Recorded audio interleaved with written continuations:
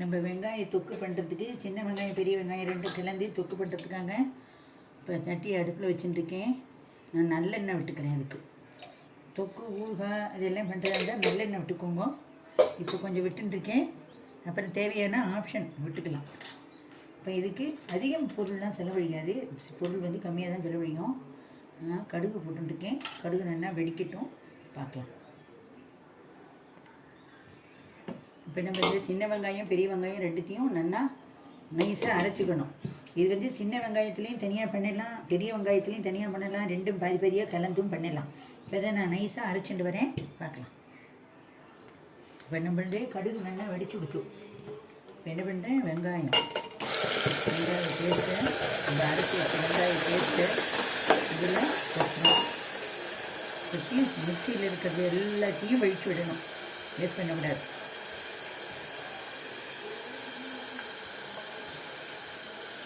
இது வந்து எல்லா டிஷ்ஷஸ்க்கும் தொட்டுக்கலாம். இட்லி, தோசை, சப்பாத்தி, பூரி, அடை ரொம்ப நெண்ணெய் இருக்கும். சாத்தில் போட்டு பிசைஞ்சு சாப்பிடலாம். குழந்தைலேருந்து பெரியவா வரைக்கும் விரும்பி சாப்பிடலாம். லஞ்ச் பாக்ஸ் ரெசிபிக்கு இது போட்டு கலந்து எடுத்துகிட்டு போடலாம். இது போட்டு கலந்து எடுத்துகிட்டு போடலன்னா அப்படியே போட்டு பிசைய பண்ணாதே. நம்ம கடுகு தாளிச்சுண்டு, கடுகு தாளித்து சாதத்தில் நல்லெண்ணெயை விட்டுண்டு இந்த பேஸ்ட்டை போட்டு எண்ணெயை தாளிச்சுண்டு, கடுகு தாளிச்சுண்டு, அதுக்கப்புறம் இந்த பேஸ்ட்டை போட்டுட்டு இன்னும் கொஞ்சம் உப்பு காரம் போடணும். சாத்துக்கு பிசையும்போது தேவைப்படும். அப்போ பிசைஞ்சிட்டு அதுக்கப்புறமா சாத்தை போட்டு நல்லா ஒரு கலரி அதுக்கப்புறமா அதில் போட்டு எடுக்கணும். அதுமாரி பண்ணினேன்னா நல்லா ஊறிட்டும் இருக்கும், நல்லாவும் இருக்கும். இப்போது இதுமாரி கலரணும். இப்போ நம்ம மிக்சியில் இருக்கிறத அரைச்சி அலம்பி விடணும். அப்படின்னா ஜலத்தை விட்டு அலம்பக்கூடாது. நம்ம புளி ஜலை நல்லா கெட்டியாக கரைச்சி வச்சுருக்கோம் இல்லையா, அந்த புளி ஜலத்தை தான் விட்டு அலம்பணும். இப்போ நல்லா ஒரு டீஸ்பூன் அளவுக்கு, இந்த அளவுக்கு ஒரு டீஸ்பூன் போதும். ஒரு டீஸ்பூன் அளவுக்கு மஞ்சப்பொடி போட்டுருக்கேன். இது தனி மிளகாத்தூள், காரப்பொடி, தனி மிளகாத்தூள் போட்டுருக்கேன். உங்களுக்கும் இந்தமாரி தனி மிளகாத்தூள் ரெசிபி தேவைன்னா நான் இது நம்ம கிச்சனில் போட்டிருக்கோம், அதில் போய் பாருங்க. கொஞ்சோண்டு வெல்லம் போடணும். அதுக்கப்புறம் பெருங்காய பவுடர் போடணும்.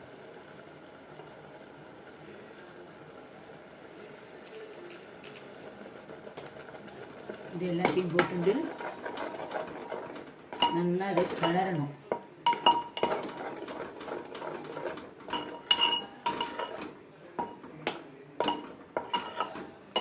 உங்களுக்கு பூண்டு தூக்கு போட்டதாக இருந்தாலும் இதே மெத்தடில் வரும். சில சமயம் சில வேரியேஷன் மாறும்.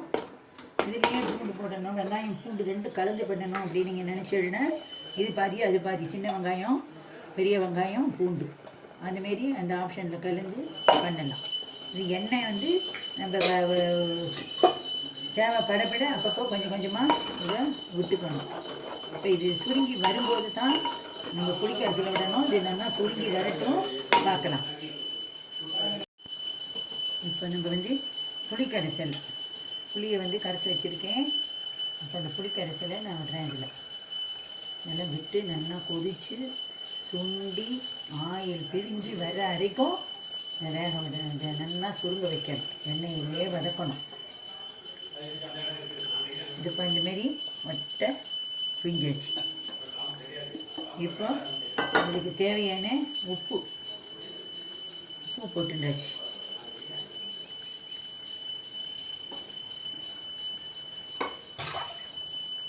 இப்போ போட்டு பண்ணோன்னா கலரணும் நல்லா ஒன்றா. இது நல்லா கொதித்து வரணும். இது வெளியில் தெரிக்கும், அதனால் இதை மூடி வச்சு கலரணும். இதுக்கு ஒரு தட்டை போட்டு நம்ம மூடிடுவோம்.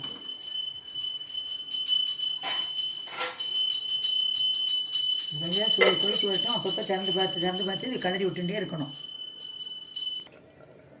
அப்பப்போ திறந்து பார்த்து இதை நல்லா கலரிக்கணும். அடி பிடிக்காமல் கலரி விட்டுட்டே இருக்கணும். இன்னும் வாசனை பெருங்க கம்ம வருது.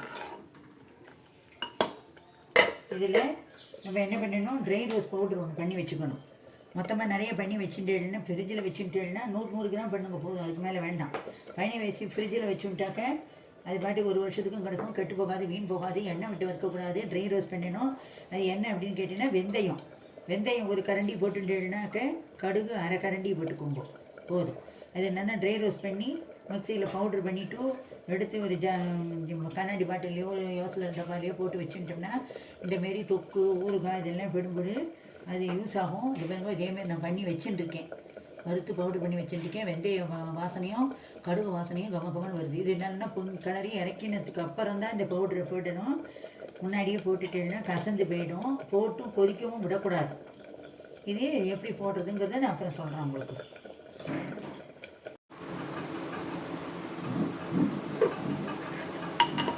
இப்போ நம்மளோடது வெங்காயம் தொக்கு நல்லா சுருங்கி வெந்துருக்கு. இன்னும் நல்லா சுருங்கணும். சில பேருக்கு வந்து உப்பு திட்டம் தெரியல, முன்னாடியே போட்டுட்டா அப்படிங்கிறவா என்ன பண்ணுறலாம், தொக்கு இறக்கி வைக்கிற நேரத்துக்கு கூட இந்த குவான்டிட்டிக்கு தகுந்தப்பில் தொக்கு போட்டுக்கலாம். பிகினர்ஸ்க்கெலாம் நம்ம கொஞ்சம் சிரமமாக தான் இருக்கும் இந்த தொக்கு போட்டுக்கிற விஷயம்.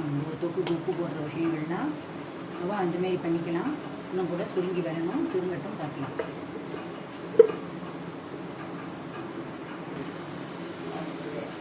இப்போ நம்மளோடது தொக்கு நல்லா சுருங்கி சுண்டி வந்துட்டு இப்போ நம்ம வந்து எண்ணெய் வந்து தாராளமாக விடணும். நல்லெண்ணெய் தான் அதுக்கு நல்லது. நல்லெண்ணெய் விட்டு பண்ணும்போது ஒரு நாளைக்கு வரும். ஹெல்த்துக்கும் நல்லது. சூப்பராக இருக்கும். டேஸ்ட்டு நல்லாயிருக்கும். இப்போ மறுபடியும் கலரணும். இது அப்படியே மறந்து வரணும். இந்த எண்ணெய் வந்து கொஞ்சம் விட்ட எண்ணெய் இது அப்படியே ஃபஸ்ட்டு முதல்ல உள் வாங்கி அப்படியே பிடிச்சிடும் அல்வா மீறி. அதுக்கப்புறமா எல்லாம் நம்ம விட்ட எண்ணெய் அத்தையும் மறந்துட்டு மேலே வந்து அது வரைக்கும் நம்ம வெயிட் பண்ணணும்.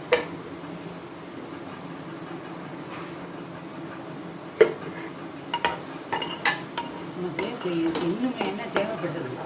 அதுமாரி அடி பிடிக்க ஆரம்பிச்சதுன்னா இதுக்கு எண்ணெய் தேவைன்னு அர்த்தம். மறுபடியும் நம்ம நல்லெண்ணெய் விடணும். முழுக்க இந்த தொக்கை வந்து நல்லெண்ணெயில் தான் பண்ணுறேன். இவ்வளோ எண்ணெய் விடுற பட்சத்தில் இந்தமாரி நீங்கள் விட்டேன்னா தான் அது கெட்டு போகாமல் இருக்கும். அப்புறம் இறக்கி வச்சுட்டு ஆறினதுக்கப்புறம் பச்சையாக கொஞ்சம் நல்லெண்ணெய் விடணும்.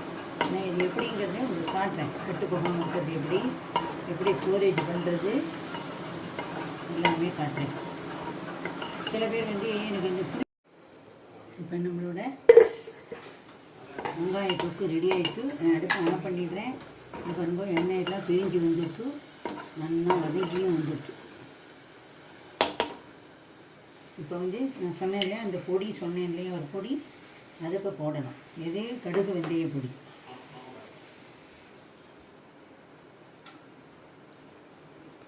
இந்த பொடி எதுக்காக போடுறது அப்படின்னா இது ஒரு டேஸ்ட்டும் கொடுக்கும். ஊறுகாயோ தொக்கோ இதெல்லாம் வந்து கெட்டு போகாமல் இருக்கும். அதுக்கு தான் இந்த பொடி போடுறது. நெண்ணெய் இந்த அளவுக்கு போடும். ஒரு டேபிள் ஸ்பூன் அளவுக்கு பொடி போடும்.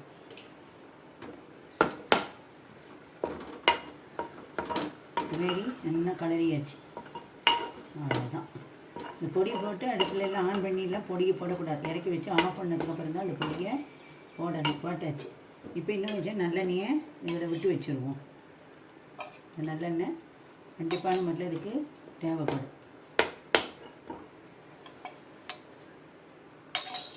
இந்தமாரி நல்லா எண்ணெய் கக்கின்னு இருக்கணும். அப்போ தான் இந்த தொக்கு இந்த ஊறுகாய் இதெல்லாம் வந்து கெட்டு போகாமல் இருக்கும். வெங்காயம் சாப்பிடாதவங்க கூட அதை கேட்டு விரும்பி சாப்பிடுவா. நீங்களும் இதுமாரி பண்ணி போயிருங்க. நான் பண்ணுற ரெசிபிஸ்லாம் உங்களுக்கு பிடிச்சிருந்ததுன்னா லைக் பண்ணுங்க, ஷேர் பண்ணுங்க, கமெண்ட் பண்ணுங்க, சப்ஸ்கிரைப் பண்ணுங்க. உங்களுக்கு வேறு என்ன ரெசிபி போடணும் அப்படிங்கிறத சொல்லுங்க. இது என்ன ஆறினதுக்கப்புறம் பாட்டிலில் ஸ்டோரேஜ் எப்படி பண்ணுறதுங்கிறத பார்க்கலாம். நன்றி, வணக்கம். இப்போ நம்மளோட வெங்காய தொக்கு ரெடி ஆகிடுது. இதை வந்து இந்தமாரி ஒரு ஸ்டோரேஜ் பாக்ஸில் நம்ம எடுத்து வச்சுடலாம்.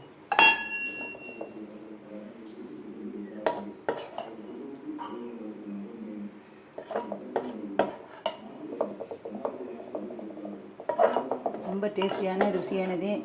எல்லாத்துக்கும் தொட்டுக்கலாம். இல்லைன்னா சாத்தில் போட்டு பசஞ்சு சாப்பிடலாம். லஞ்ச் பாக்ஸ் எடுத்துன்னு போயிடலாம். எல்லாத்துக்குமே யூஸ் ஆகும்.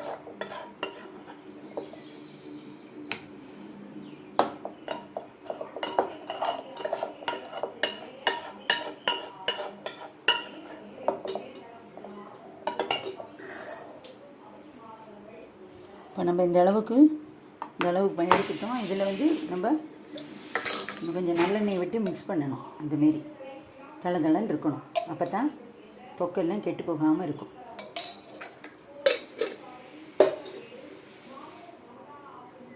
இதுமாரி பண்ணிவிட்டு நீங்கள் வெளியிலேயே வச்சு பண்ணலாம். 1 மாதம் வரைக்கும் கெடாமல் இருக்கும்.